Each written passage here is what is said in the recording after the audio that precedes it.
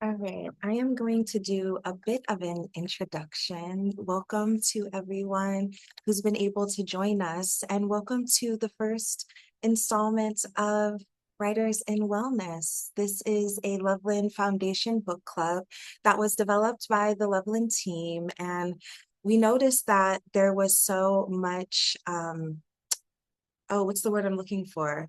It starts with an engagement. There was so much engagement around books in particular when we were discussing wellness, like we do here at the foundation. And so we were really excited to dive into that and lean into what it means to learn from those who are writing text and giving us tools to begin to integrate it into our wellness. And I also, as an author myself, I think it's part of building community. When authors write, they are speaking to us. It is a conversation. And so this is a chance for you to talk back to the author who has said so much in their work. And today we're going to dive into this book, The Balancing Act, that was written by Nedra Glover Tawwab. And I'm going to read her bio in just a moment, but I'll introduce myself. My name is Rachel Cargle.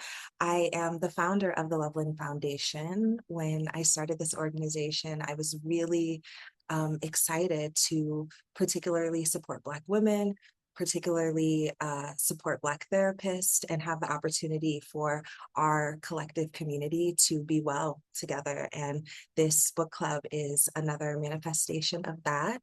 I want to first say thank you to the Loveland team for their ideating really meaningful programming just like this for everyone who's able to take part in the Loveland, like I call it, the landscape of Loveland, whether you're a therapist providing care, whether you are someone who has come to get therapy and is doing the work to make generational change in your family and your lineage, whether you're a donor who comes in and says, I'm ready and willing to sow into this landscape for us all to be well. I'm really thankful for you being here, and I'm excited to dive into this conversation. So now I'm going to introduce our expert of the evening, our writer in wellness, Nedra Glover Tawwab. I'm going to read your bio. I hate bio reads, but people need to know about you right now, real quick. So I'm going to read it from the back of the book. Nedra Glover Tawwab is a licensed therapist and the author of Set Boundaries, Find Peace, an instant New York Times bestseller, translated into over 35 languages worldwide. In addition, she has authored 6 other books, including Drama Free and Consider This. A sought-after relationship expert, she has practiced relationship therapy for more than 15 years. With more than 2.5 million followers across her social media platforms, Tawwab has appeared as an expert on Red Table Talk, The Breakfast Club, Good Morning America, and CBS Mornings, to name a few. Her work has been highlighted in the New York Times, The Guardian, and Vice, and she has appeared on numerous podcasts, including The School of Greatness, We Can Do Hard Things, and 10% Happier. She lives in Charlotte, North Carolina with her family. Thank you, Nedra, for joining us tonight. Thank you for having me. Thank you for the warm introduction. Yes, reading bios is like I don't want to read it, but people need to know because you're always introducing yourself to someone. Not everyone knows who you are. Yeah, tell me how you're doing today. Let us know where you're at right I am well. Just before this, I took a power nap. now. Me too, Um, girl. I think I'm not a napper. So if I'm napping, I'm sick. Mm, I think I'm coming down with something. So I mhm, have my echinacea tea and my little tinctures, but I'm mhm. well in spirit. I am Good. well in spirit. So always here for the work and always happy to be here. Yes, thank you. I love that you know exactly what you need, and you know the signals. You know that if you're napping, that's a cue, and you know how to take care of yourself. And that's been a Mm. huge, meaningful tool for me lately is to pause and be like, wait, what is happening, and how can I care for myself, as opposed to just feeling wrong or feeling bad or feeling many of those things. So that self-care, I'm inspired by that. I want to start this conversation asking, you know, you've written a lot, particularly to speak to what it means to move through the world and be able to not completely unravel with every situation we come upon, which is the tools that I enjoy pulling from your book. But I wanted to know what felt really urgent about the balancing act right now. Was this just the next book that you knew you were going to write, or was there something in this moment that felt necessary?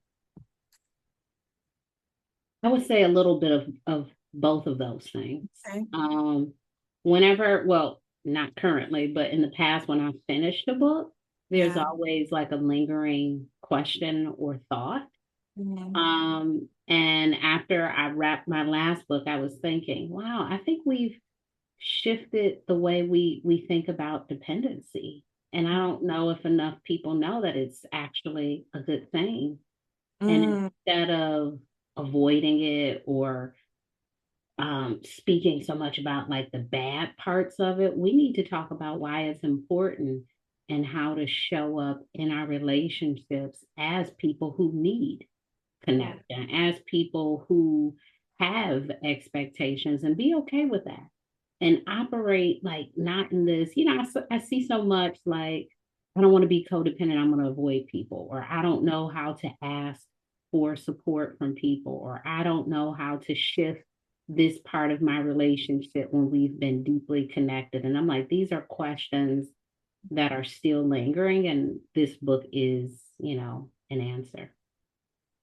I'm going to pull at a thread really quickly because what I think you're speaking to, and I'd love to hear from the people here in the comments if you have felt the shift that Nedra's mentioning and that I'm going to kind of massage a bit. We were going hard for a little bit in our soft girl era, in our peace era, in our boundaries, in the intentions to let people know that we knew how to hold our own, the girl boss era. And I think Mhm. you're right. I also saw and felt that shift, that kind of swing from this intensity about self-care and self-love and what it means to build the tools for ourselves, this independence. And with the way the world is going, with the way conversations are shifting, I also am feeling the pull to uh, consider where that actually isn't a helpful tool for us. And I think a lot of us who spend some time on the internet, we're seeing it in real time in what we're talking about and how we're showing up. Is that something that you're seeing? Is that what you were speaking to? And has that shown up in how you also are doing your work online? Absolutely. I think, we took boundaries to mean let me eradicate, let me get rid of, not let me repair, let me work on, let me seek new or different. And we still Mhm. need people. It's not, this idea of I have to get rid of all this toxic stuff. Well, you still need other things. It's kind of like, the good bacteria and the bad bacteria. You need some good in there. It's like you can't be bacteria free. And so, we have to have people, and some of our relationships do need some boundaries. And maybe that boundary is disconnecting. But please don't disconnect and not have anyone. You still need some other supports in your life. And some of us, because of our trauma, because of other relationships, because of our attachment style, we don't know how to tap into allowing other people to show up for us or even replacing some relationships that we discarded. It's Yeah. some of us, we may not have the family of our desires, but do you have community support? Do you know your neighbors? Can Mhm. you call on someone when you're sick? You still need people. So the independence is what I was starting to see more of, especially with new clients coming in, this idea of detaching from people without having anyone. And so it just creates loneliness. It's like, I'm so alone. I don't have anybody to, hang out with on the weekends. And it's like, wow, like I can't even, when I was 20, I'm talking to young people sometimes. I'm like, when I was 20, I had so many friends and so many things to do. I can't imagine being in my 20s and being so isolated. Yeah, yeah. I hear you on that. And the isolation comes from many things. Like you said, maybe it was setting boundaries. Perhaps it's from grief. Perhaps it's from a rupture that happened. And the specific question that I want to ask, that I think a lot of us on this webinar are thinking about is, what does it look like to find your people in adulthood, especially when so many of us are, rebuilding after a rupture and loss? You talked about how you might Mm. not have been born into the family you want. You might not have, or you might have realized some things that makes you want to change your environment and the people in it.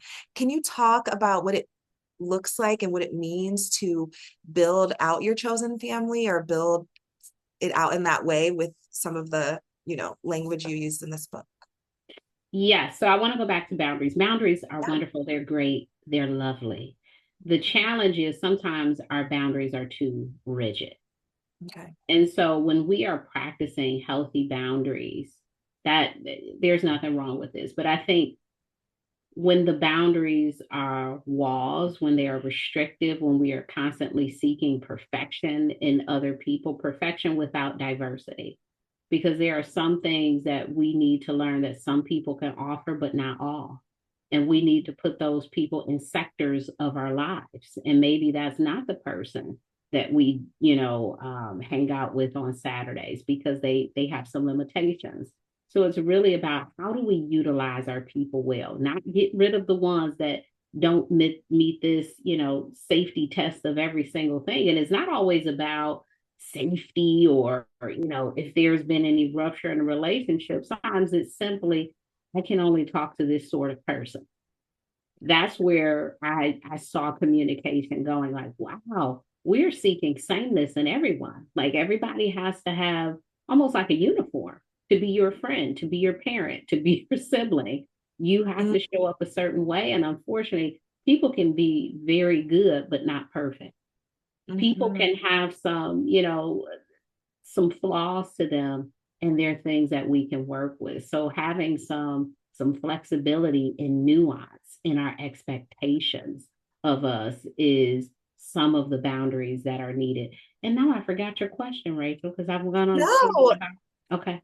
Well, before we even get into what I wanted you to answer, I think this really leads into something I think I want to be another step before we talk about what it means to build community and build friendship, uh, Okay. with new tools and understanding, because there's so much of what you're saying that fits into something I've been thinking a lot about: how self-knowing is one of the kindest things we can do. To Mm-hmm, know mm-hmm, ourselves and to understand ourselves, not for the sake of even vanity or ego, but to say, oh, here are my limitations. Here are my boundaries. Here's what I mm-hmm. know allows me to be well. It really, to me lately, has felt like the most efficient way that I can show up and with the most kindness. Now, how this comes into what you're saying is that what you're mentioning, people who are, asking people to fit into a puzzle piece instead of being in relationship with how the people are, there's a level of like self-awareness and like healing that seems to me needs to happen before you're even able to recognize a feeling and to recognize and express it. So can you, I want to read my exact question so that I say it the way, but what does healing look like and mean to you? And in relationship to this work, what does it mean to not do it alone? Mm. Yeah, it means showing up with your people and being vulnerable enough to be received, to be held, to be a part of something that is outside of yourself. I think very often I see here in the comments somebody spoke about vulnerability. Um, Once we have a challenge, we try to make it a rule, right?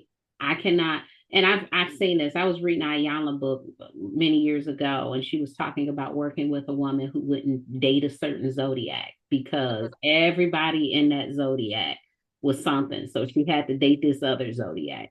I don't want to throw anybody's zodiac under the bus, but let's say she just could not date Sagittarius. She only could date Aries, and Mhm. it wasn't working out with Aries.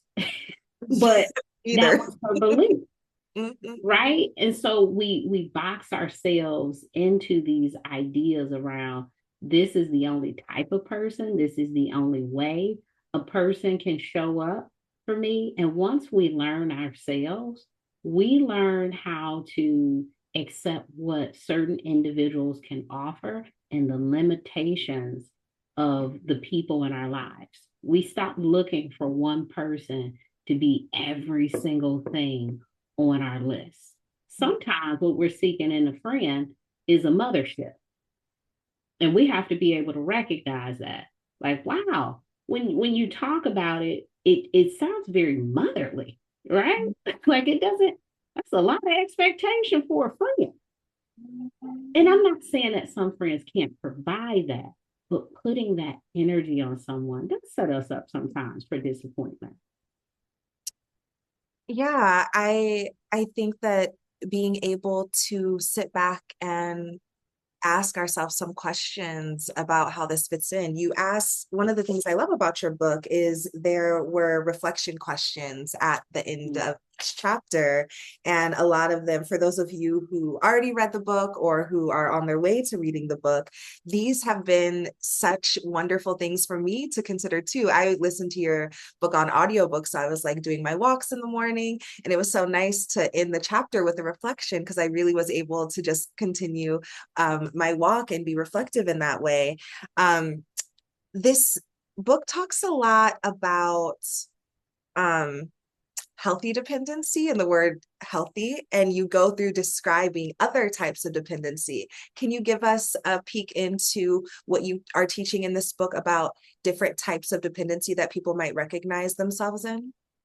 Yeah, so I think the most popular type of dependency we hear about is codependency. Mm-hmm. When we are aligned with someone who where's an unhealthy connection, we are not helping them, they are not really helping us. We are intermingled emotionally and physically in their world. And sometimes our lack of allowing them to make decisions or to figure it out on their own impacts the relationship system. So that's what we hear about most often, codependency. The thing I really wanted to highlight in this book, which is a lot of women that I work with, is counterdependency. People who reject help, people who cannot accept praise, feedback, um, any sort of thing from anyone else. So if you try to help them, if they allow it, they got to help you twice. You know, it's some sort of, it becomes a help competition. Or they're the person who says, oh, no, I don't need anything, and they need everything. They're Mm-hmm. the sort of person who, when things are going really bad, nobody knows about it because they put on a brave face. So in this book, I really wanted to highlight that there is a spectrum of people that are not codependent. And we all know what that is, but there are some people who feel like I am self-made, I can do it myself, I need to figure it out. And that is a big problem as well that we don't talk about enough. That because maybe you were praised, right? Maybe it was like, you're so responsible, you could do it yourself, you could figure it out, or I never have to worry about you. Or maybe you feel really bad when you ask people for stuff because they've made you feel that way. Why are you coming to me? You know, these sort of things. But that is also a rupture. And Mm-hmm. we need to not operate on that and unhealthy side of the spectrum either. In our relationships, it is best when there is mutual support, maybe not in the same exact ways, but there is some sort of support dynamic happening. You should be able to, if someone says, hey, do you need help with that? Being able to say, yes, I do. That is your healing. Being able to receive, being able to accept, being able to speak to, that is the healing of what that wound is. And I think very often it becomes a source of pride for some of us. And that's why you have this like, I don't need anybody to help me with anything. And I can figure stuff out on my own. And it when I hear it, it's very sad. It's like, wow, like it sounds like you're operating in a community of one. Yeah. You're in a Yeah. little town all by yourself. If this was Sims, it's just you. Struggling. You operate in the bank, the grocery store, and all the things. It's just you. Wow, that's so sad. We want to have an openness to people, and when we don't, we have to think about what was the fracture. What was the fracture? And is this new person or is this old friend, are they incapable or am I not open? Mhm. Mhm.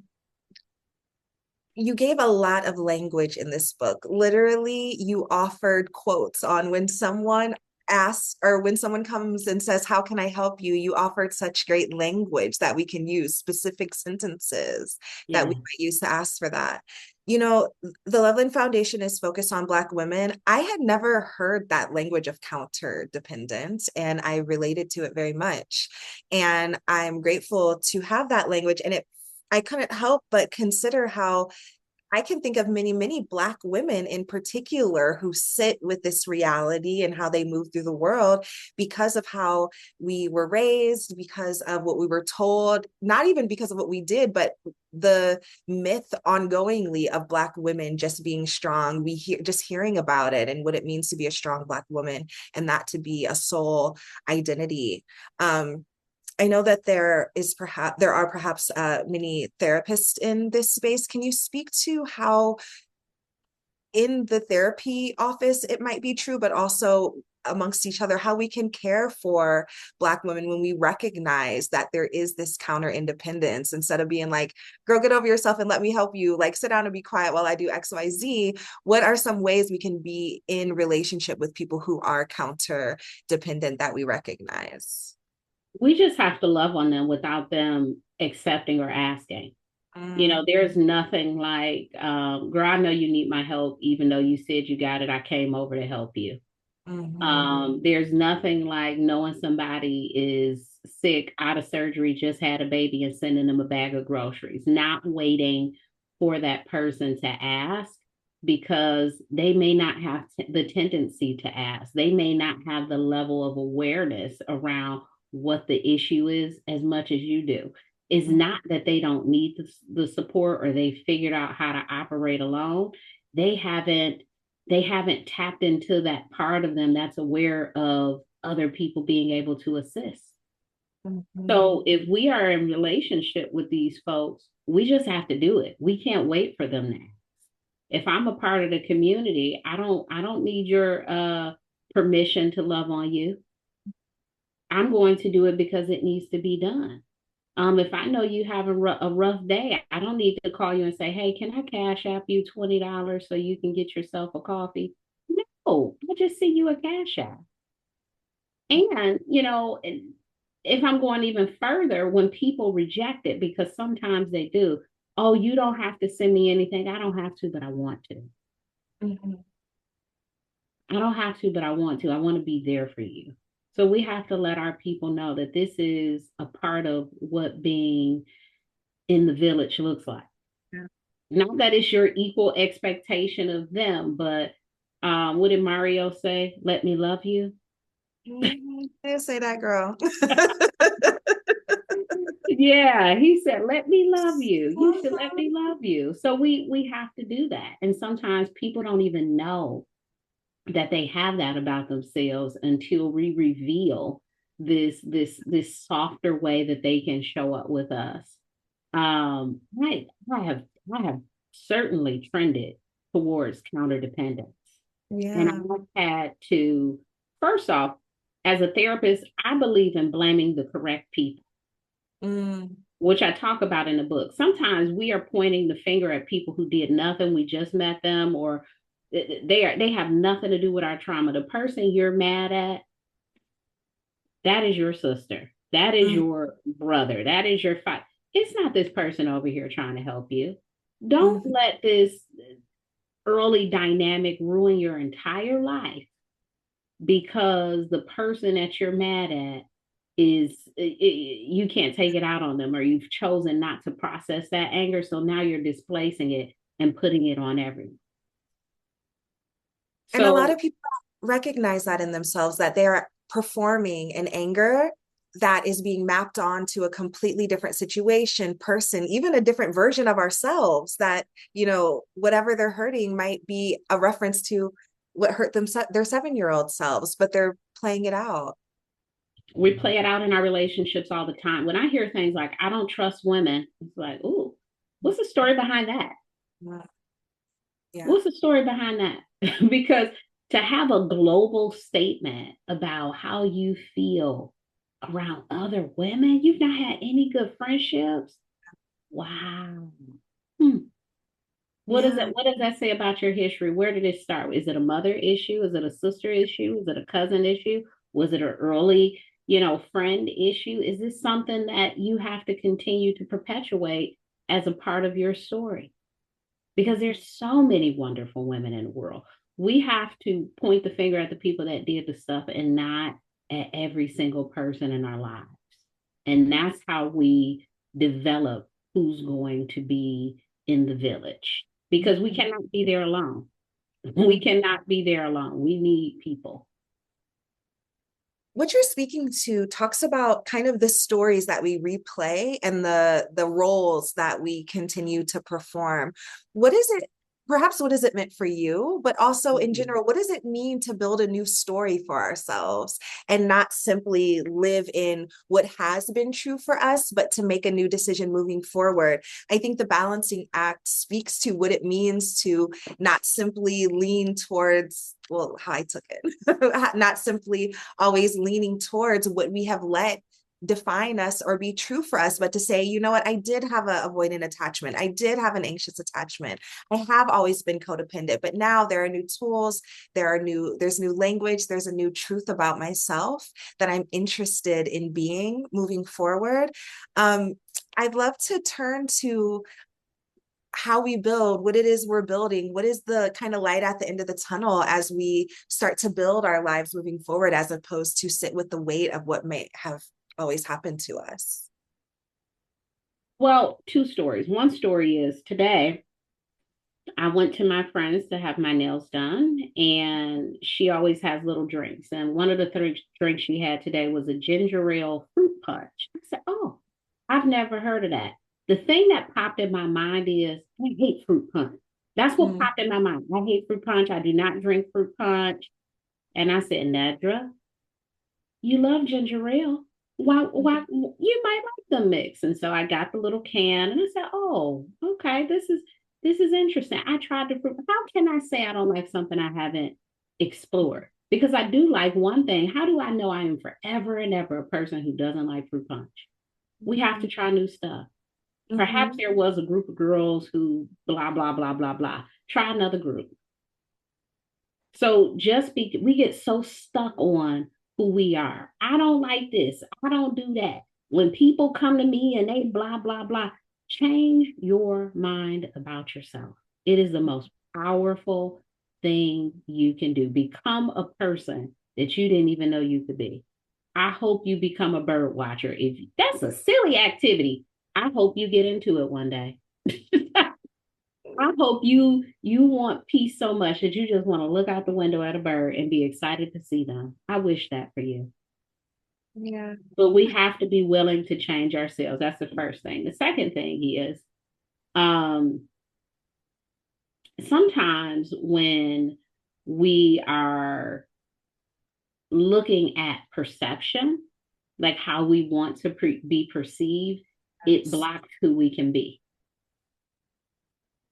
And so if you want to show up in a different way, you have to get rid of this idea that people have to think and feel a certain way about who you are. And sometimes that looks like getting some new friends, finding some different cousins to hang out with, or whatever that is. It's like, yeah, those, and it's not you have to get rid of the old group, but what I encounter sometimes with clients, let's say someone starts going to Pilates, they're like, oh, my friends don't want to go to Pilates. There's something wrong with them. It's not. You just started.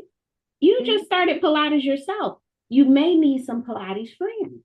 Some Pilates friends. Go find some Pilates. You don't have to make these old friends do Pilates. They don't want to do Pilates. But there's a lot of wonderful things you can do with those people. It just may not be this thing.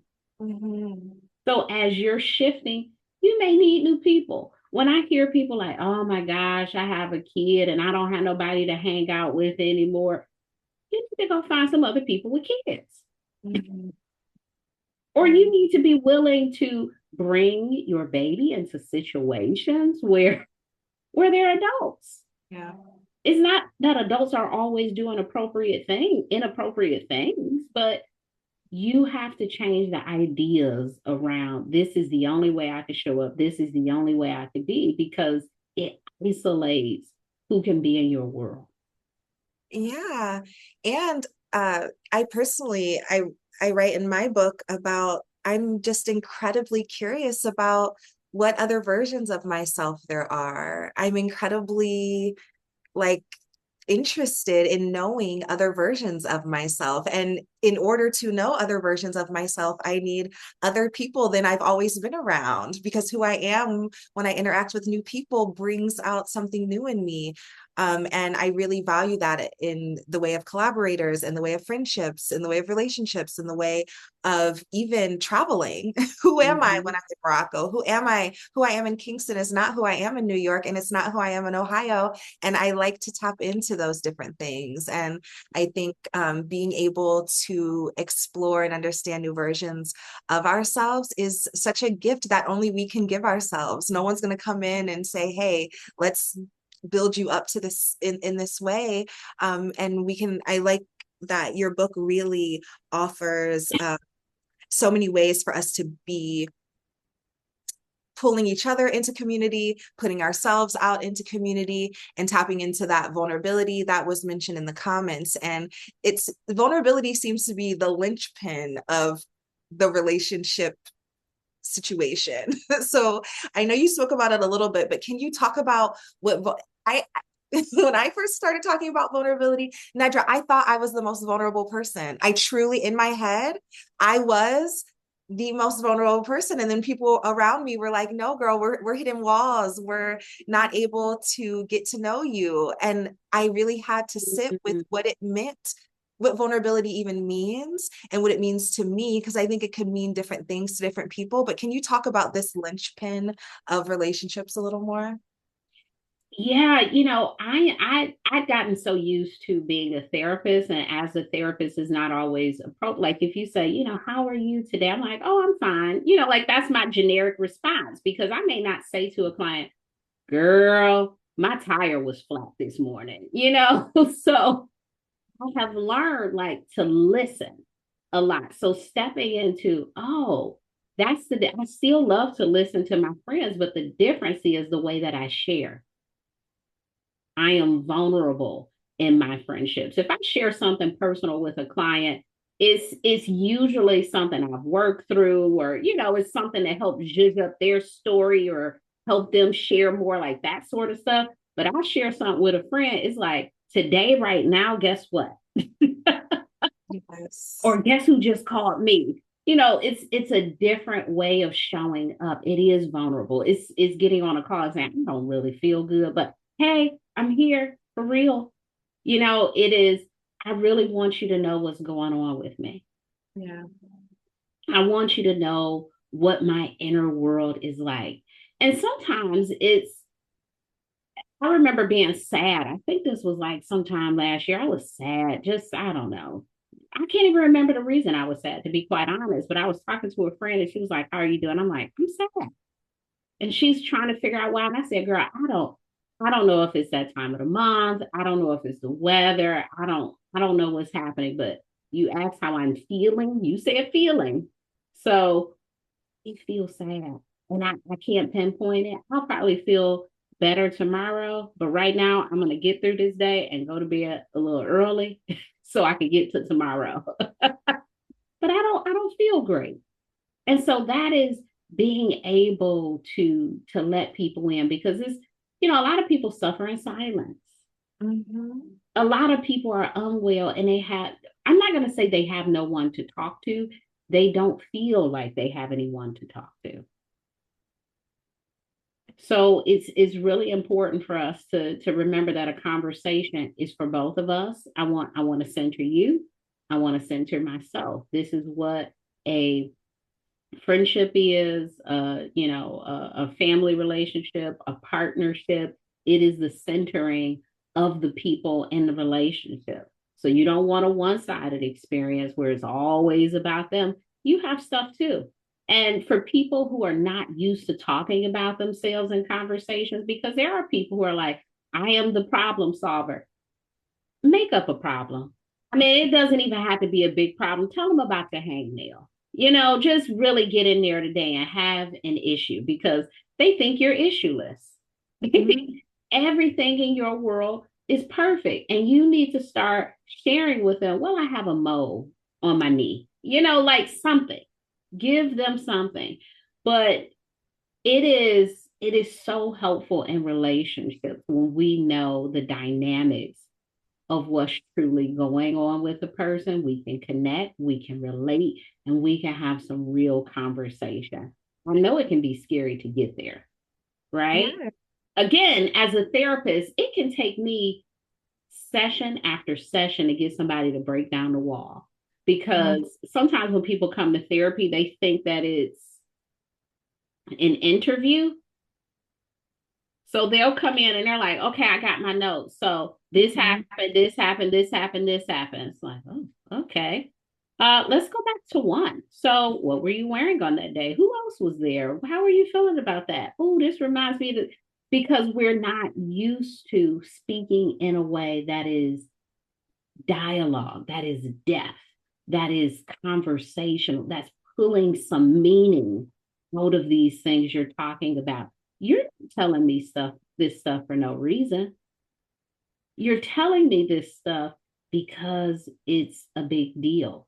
And I want to give those moments in your life a little pause so we can really work through those things. I don't want you to give me a listicle of everything that has happened in your life since last week. I need a biography. Mhm. I need a Mhm. biography and a good one. Mhm. Yeah. You saying this, I once got the criticism that I only expressed my feelings once I worked through them, and this person really wanted me to show the messiness of my feelings, and that felt incredibly unnecessary and foreign to me. And I really had to work through what it means to be seen messy, and that has been really hard. And a quote that stuck with me, this person said, Rachel, I don't believe that you have any friends because I've never seen anyone come to your house while it was messy. And I was like, Mm-hmm. you're right. There was a performance that I felt I needed to do in order to like be kind or to be worthy or to be whatever it is that I felt. And I think that with the Loveland Foundation, the work that we're putting in to Black women, we often say a soft landing, and that type of rigidity to be perfect all the time, it has to do something to our bodies. It has to do something to our nervous system to constantly show up and say, I don't need help. And I also am going to do all the work of holding up walls. Like it feels exhausting to be holding up walls, not feeling, yeah, not feeling safe, not feeling like we even can be soft or deserve a soft landing. I'd love to hear what your offerings are around, or what your suggestions are around what we can do to feel like softness is something we can reach for, vulnerability is something we can reach for without it feeling like the huge safety risk that either our past has told us it is or that the world tells it is. Are there any methods, tools that you take to remind yourself that softness is an option? Well, first and foremost, we have to do what feels uncomfortable. Mm. We love to live in our comfort zone, like, oh, it's a sign that I shouldn't do it because it doesn't feel good. Or it is a sign that you are doing something that you haven't done before. This is a sign that it feels like or you're nervous about it because is not your norm. It doesn't mean that you shouldn't do it. So we have to stop taking our feelings to mean exactly what we need them to, right? I need to be comfortable. So this discomfort is a sign that I'm uncomfortable, so I should not do it. Most of the things that are good and bad are going to feel uncomfortable. It's like it comes from that same sort of place, and we have to be able to discern if I am uncomfortable receiving support and I reject it. Is that to help me feel better? Is that rejection helping me feel better about receiving support?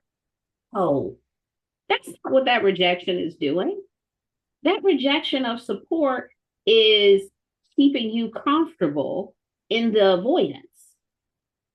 It's not facilitating any sort of growth. So if you want to feel better, you actually have to do the hard thing of accepting that. But for some of us, we're like, oh my gosh, I feel uncomfortable. This is a huge sign I shouldn't do it. I was talking to a friend a few months ago, and my mentor suggested that I reach out to somebody, and it just, Rachel, it made me so uncomfortable. I was nauseous. I was nauseous. I hadn't felt this way in a long time. It was like decision day. I was like, oh my gosh, I'm so nauseous. Like, and my friend was like, that means you're probably supposed to do it. And you should feel like that more often because I can't believe you don't feel like that. I said, have I been playing it safe? Not me. Not me. I've been playing it safe. We've been going after things that I know I can, like, oh yeah, I know this person who did it. Oh yeah, they called me. But something where it's like, you need to get out there and do it. I was like, and it felt the same as finding out somebody you trust betrayed you in my stomach. I promise you. It was the same feeling, but Yeah. this was a good one. Mhm. This was a good one. So the discernment is, oh, this feels terrible because it's different, not because it's bad. Mhm. So I need to intuitively know that this is actually a growth opportunity. Yeah. Me speaking and telling someone how I actually feel about something, it feels it feels this way because I'm not used to doing it. It's not that I'm gonna get in trouble, they're gonna be mad at me. These are all things that I need to manufacture to not do the thing that could be good for me. And so I need to tell myself this stuff. But in actuality, it can feel really good. And sometimes what we don't realize is we are diminishing trust by not being vulnerable. I don't know if you've ever experienced this, but being in a relationship with someone who don't tell you anything about themselves, Mhm. it's an interesting dynamic. You're like, where did you grow up? Enough about me. Where did you grow up? Like, are you a double agent? Like, what is happening here? Is this Men in Black? Are you really a pug? Like, that's not a great relationship to be in when a Mhm. person has no personal stories, when they don't share anything, everything is always fine. You Mhm. want to know more about people. That's what makes us feel connected to them, to see that, oh, you felt this way too. And so sometimes when we're talking to people, even to give them a little story of how you relate to that thing so that they feel more comfortable opening up. Yeah. It's a really important feature of a relationship, vulnerability. Yeah. It sounds like a huge part of that moving through that feeling is a pause to say, okay, I am feeling a thing in my stomach, an anxiety. Is Mm-hmm. this that I'm doing something new, or am I really listening to my body? I appreciate you saying that. It's a good reminder that pause is a gift to ourselves to move in the direction we want to move. Um, we're going to move into Q&A. I can't believe our time has moved so quickly, but we do have some great questions that I'd love to read from the people who are listening and watching. Danny is asking, is it possible for codependent relational patterns to be considered healthy if one partner has strong boundaries, but also a persistent difficulty in receiving support from others? Mm.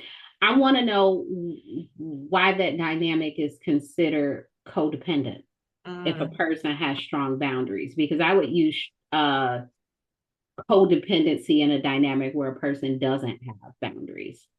mm, One of the things I talked about in this book that we didn't get to is labeling. yeah. So we do live in an age with more information, more terms. And so we see codependency, we see gaslighting, we see this, we see that. And we're like, this is the word I need to use. Sometimes it is, and sometimes it is not. If you have healthy boundaries in a dynamic where a person needs a lot from you, I would just say they need a lot from you, but you are able to manage those needs.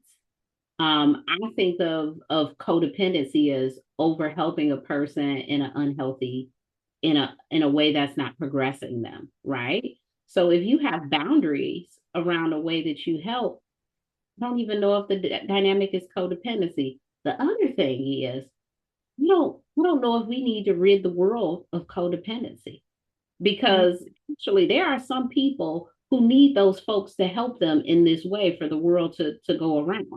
mm, One of the examples I mentioned in that book, if you are with a partner who maybe has a substance issue, but you depend on their paycheck, yeah, wake them up in the morning so they could get to work and get, like there is some utility to being in that dynamic. So I don't want people to feel like, oh, if I'm in a codependent relationship, I must stop it. It must, we can give it some boundaries if we can. I think the important thing is to make sure the majority of your relationships aren't codependent, to make sure that you're exercising boundaries where you can. But if you have healthy boundaries, I don't want you to get fixated on the language of, what the relationship is.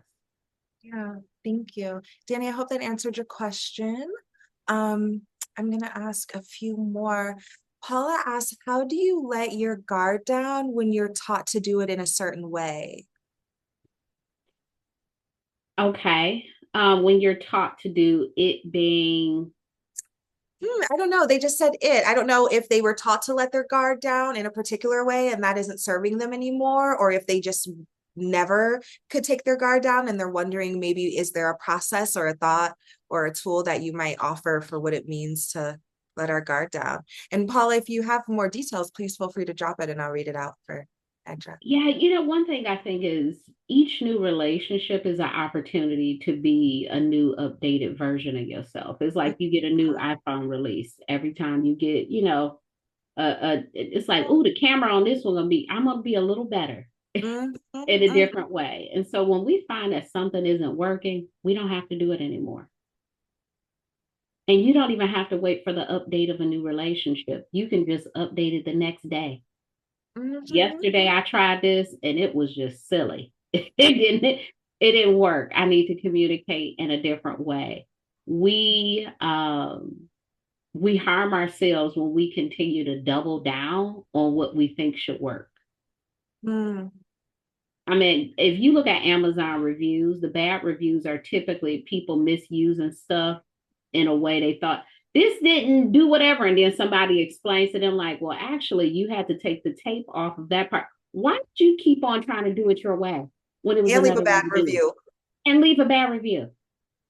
It Mhm. wasn't the product, it was you. These other thousands of people have figured it out. It was you. It's user error. Sometimes we have user error with some of these things that we're trying to implement. This is the only way that I should be able to open up to people. No, if it doesn't work, guess what? It doesn't work. You have to try a new way. You keep applying that, you will get the same result. Yes, and it's a gift to try. I say to myself, like, okay, girl, you know what happens when you do that thing. Try a new Mm-hmm. thing. Just try, just for Mm-hmm. one, just next week, for 1 week, try something. You don't got to do it past that week. You don't got to ever Mm-hmm. do it again, but just try something new and let yourself be surprised. And maybe even let yourself be disappointed. I tell myself, I will hold me if I'm disappointed, but I have to try something new. So yeah, Paula, I hope you try something new. Paula was saying that they realized they put their guard up without realizing it. And they didn't know how to change their current behaviors and how to be softer. Do you Um, Former skeptic here. Mm. Former, I'm Paula. I am you. You are me, Paula. We are one. And, one of the ways that we have to do that is we have to think about our end goal. And my end goal is to be in a healthy, connected, thriving relationship with people, right? And so if my end goal is that, I have to shift the way in which I show up, even if it makes me uncomfortable. So my guard is up because in general, I don't trust these people. People, yeah, I mean, I can tell you 1,000 stories of people. I'm sure you have 1,000. However, this person before me has demonstrated none of it.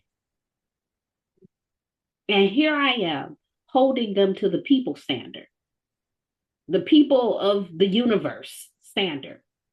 That is not this person.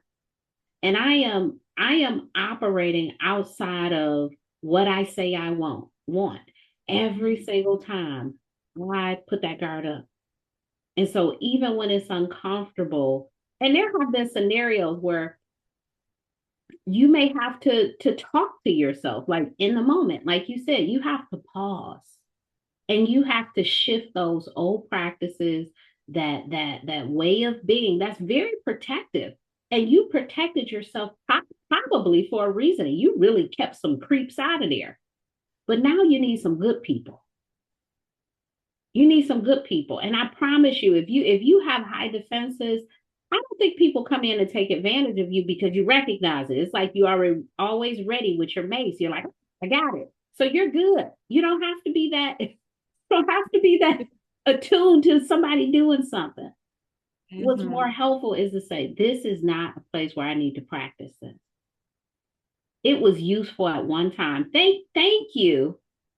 Thank you, guard, for always being up when I need it, but I don't need you anymore in that way. Yeah.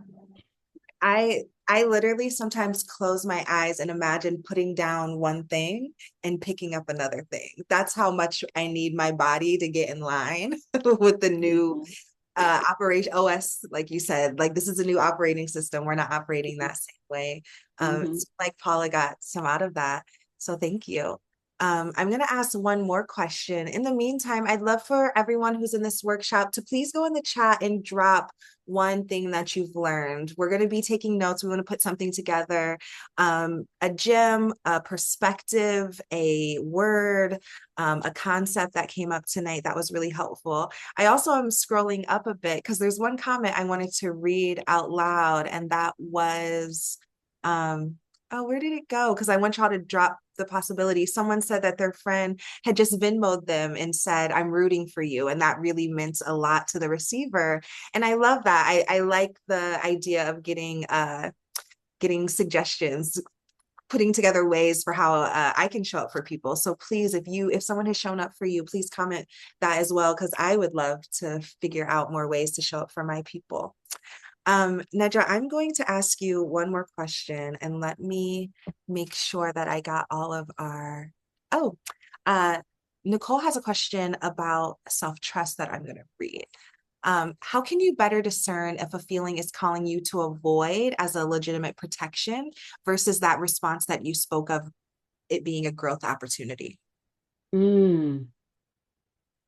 What are the mm, green flags in this situation? What are Yeah. the indications that this is an unsafe scenario?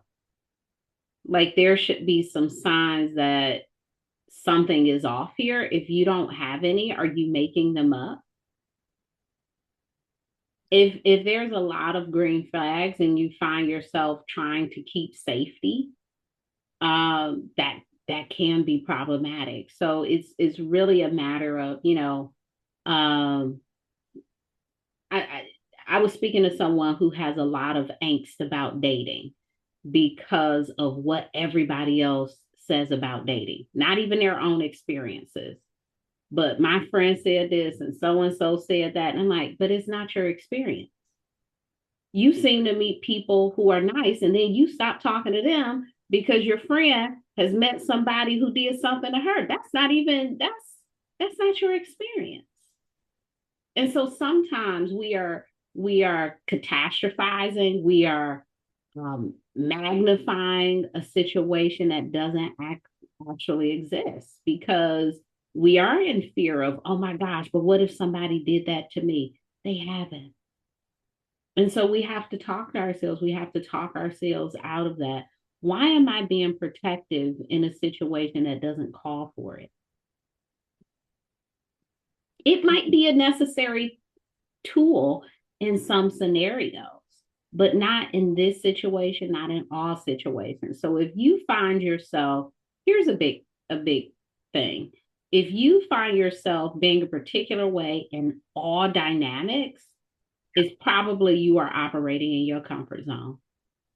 If with everybody the guard is up, if with everybody you don't share information, if with everybody you can't accept, it's probably not a challenge of, oh, the world is an unsafe place. It's, you are the person perceiving everything as dangerous and unsafe. And there is some work to be done to undo that dynamic. And it could be that there have been some things that have happened. I don't want to negate that.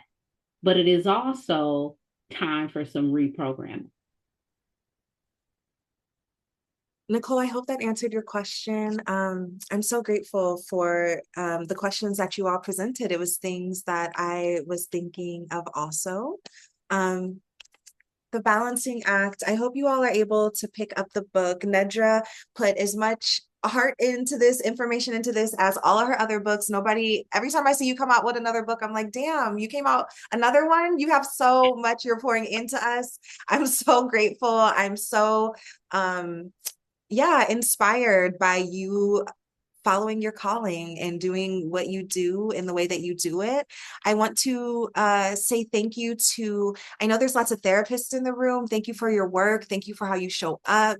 Thank you for the support that you give, showing up for the clients of the Loveland Foundation, all of the people that you're able to support in the world right now. I know there's people here who are recipients of vouchers from the Loveland Foundation. Thank you for being intentional with your mental health and being part of our collective wellness. To the Loveland Foundation team, y'all are the best. And I'm so happy to be doing this work alongside you. And Nedra, we are supporting you always. We're so excited for how you continue to move through the world. And please let all of us know the ways that we can support you when you need help in whichever ways that comes up. We are really looking forward to being in relationship with you Yeah. across time and space in that way too. Thank you for having me. Thank you. All right, everyone, we are going to close up. Thank you for being here, and we will see you next time for the next, we'll be announcing our next book sometime soon for our Writers in Wellness series. Thank you all. Bye.